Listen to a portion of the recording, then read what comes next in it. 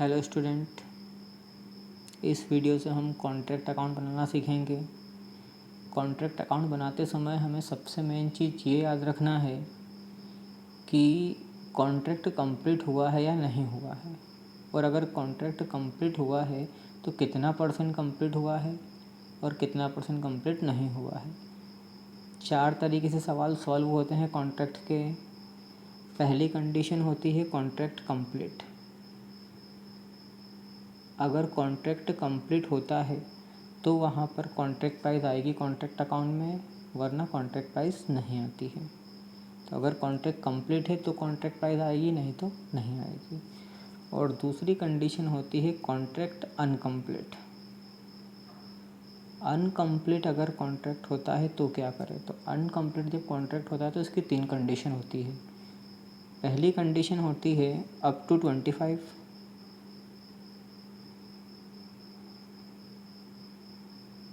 25%। Second condition होती है 25% to 50%, 25 से 50%। और थर्ड होती है 50 एंड अबाव, या इससे ज़्यादा। तो 4 तरीके से सवाल सॉल्व होते हैं। कॉन्ट्रैक्ट जब कंप्लीट होगा तो वहाँ पर हमको क्रेडिट साइड में शो ऑफ करना है कॉन्ट्रैक्ट प्राइस को। अगर कॉन्ट्रैक्ट अनकम्प्लीट है तो 3 तरीके से सवाल सॉल्व होंगे। 3 तरीक़ों में पहला तरीका होता है, अगर कॉन्ट्रैक्ट 25% से कम हुआ है तो वहाँ पर हम प्रॉफिट की कैलकुलेशन नहीं करते हैं। अगर कॉन्ट्रैक्ट 25% के से कम होता है तो यहाँ पर प्रॉफिट नहीं निकलता है।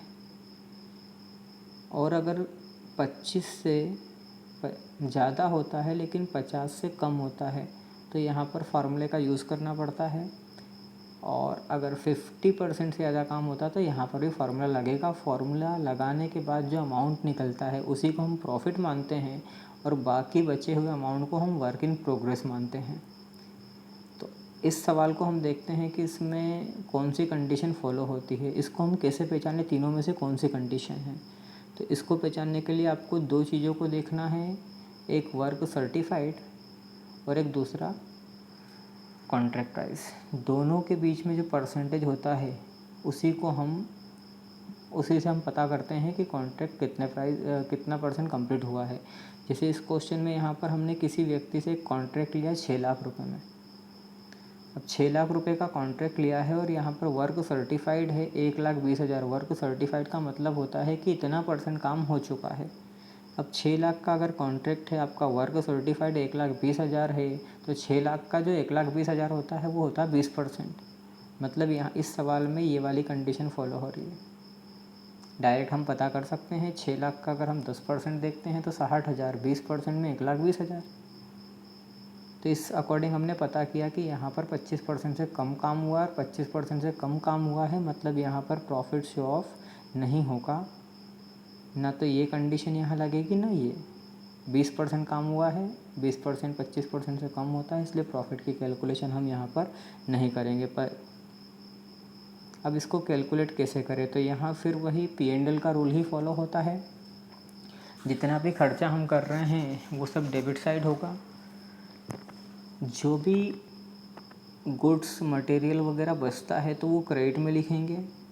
और कॉन्ट्रैक्ट प्राइस आता है क्रेडिट में, लेकिन कॉन्ट्रैक्ट कंप्लीट होता है तब।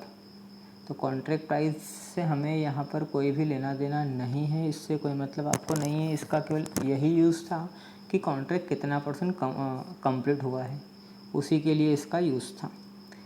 अब हम कैसे इस सवाल को सॉल्व करें, तो उसके लिए आपको सभी एक्सपेंसेस को डेबिट साइड शो ऑफ करना। जितना भी आपको खर्चा दिख रहा है सब डेबिट में। रिमेनिंग गुड्स, रिमेनिंग मटेरियल या plant at site, material at site या मटेरियल इन हैंड, ऐसा कोई वर्ड होता है, इसका मतलब वो इस कॉन्ट्रैक्ट में यूज़ नहीं हुआ है। और जो भी मटेरियल, जो भी सामान इस कॉन्ट्रैक्ट में यूज़ नहीं होता है उसको हम क्रेडिट साइड लिखेंगे। अब यहाँ पर क्वेश्चन में क्लियर दिया है मटेरियल इशू। हमने कॉन्ट्रैक्ट लिया और मटेरियल इशू करा। 72,000 का मटेरियल इशू करा, मतलब मटेरियल लगाया हमने 72,000 का, खर्चा हुआ है हमारा, डेबिट करेंगे इसको हम। वेजेस हमने मज़दूरों को लगाया था काम पे, मज़दूरी दी उनको 14,400, डायरेक्ट एक्सपेंसेस की 9,600, अदर एक्सपेंसेस की 2,400 और एक प्लांट लगाया कितने का 60,000 का। Supervision expenses 3,600। मतलब ये अधिकतर कॉन्ट्रैक्ट अकाउंट जब आप बनाएं तो याद रखें कि स्टार्टिंग के अधिकतर जो डिजिट होते हैं वो सब डेबिट साइड के होते हैं, सभी खर्चा इसमें पहले दिया जाता है। अब आते हैं हम कॉन्ट्रैक्ट प्राइस में नहीं आएगा वर्क सर्टिफाइड आता है, क्रेडिट साइड आएगा, अनसर्टिफाइड भी क्रेडिट साइड आता है, मटेरियल एट साइड जैसे आपको बताया जो भी बचेगा माल वो सब क्रेडिट साइड लिखेंगे हम। उसके बाद इस पॉइंट पे आपको ध्यान देना है, डेप्रीशिएशन प्लांट पे लगेगा 20%, मतलब 20% डेप्रीशिएशन लगाने के बाद जो अमाउंट बचेगा उसको भी हम क्रेडिट में लिखेंगे। और यहाँ बोल रहा है वो ठेकेदार को प्रमाणित कार्य का 90%। हर क्वेश्चन में किसी भी क्वेश्चन में 100% से कम ही डिजिट होगा, 80%, 70%, 75%। वो इसलिए क्योंकि अगर हमने किसी कॉन्ट्रैक्ट दिया और उसको अगर उसने जितना काम किया उससे ज़्यादा पैसा अगर हम दे देंगे तो हो सकता है कि वो बाद में हमारे वहाँ काम करने नहीं आए। इसलिए कॉन्ट्रैक्ट अकाउंट में हमेशा यही याद रखना कि जितना भी वर्क सर्टिफाइड होता है उससे कम ही हम पैसा देंगे, उससे ज़्यादा पैसा हम कभी भी उसको नहीं देंगे। अब देखिए, सबसे पहले हमने 72,000 मटेरियल का लगाया, wages 14,400, direct expenses 9,600, other expenses 2,400, plant लगाया 60,000 का। क्रेडिट में आते हैं, हमारे पास 2,400 का मटेरियल बचा हुआ है, प्लांट एट साइट कितने का था 60,000। अभी हमें नीचे पड़ा डेप्रीशिएशन, इस पे लगेगा 20%, तो 60,000 का जो 10% होता है वो होता है 6,000, तो 20% हो जाएगा 12,000। मतलब हमने प्लांट लगाया था 60,000 का, लेकिन एक साल बाद इस प्लांट की वैल्यू 12,000 कम हो गई है, मतलब इसकी क्लोजिंग वैल्यू 48,000 है। इसके बाद वर्क सर्टिफाइड और अनसर्टिफाइड को एज इट इज़ लिख देंगे। ये लिखने के बाद फिर हम टोटल करके देखेंगे। टोटल करने पे क्रेडिट का अमाउंट अगर ज़्यादा आता है तो डेबिट साइड उसको लिखेंगे, और डेबिट का अमाउंट अगर ज़्यादा आता है तो क्रेडिट साइड। तो यहाँ पर क्रेडिट का टोटल ज़्यादा है और डेबिट का उसके मुकाबले कम। दोनों के बीच में जो डिफरेंस आ रहा है वो आ रहा है 32,400।